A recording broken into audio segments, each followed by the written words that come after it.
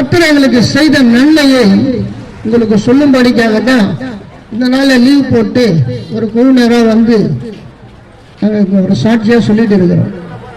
இப்போ நாங்கள் போகும்போது எங்களுக்கு ஆளுக்கால ஒரு கட்டு பணம் கொடுப்பாங்க, நீங்கள் நினச்சின்னு இருப்பீங்க.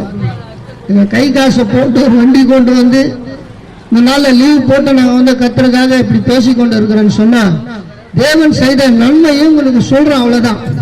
உங்களை மதத்தை மாற்றவோ பேரை மாற்றவோ பார்த்து நாங்கள் வரல. அல்லேலூயா.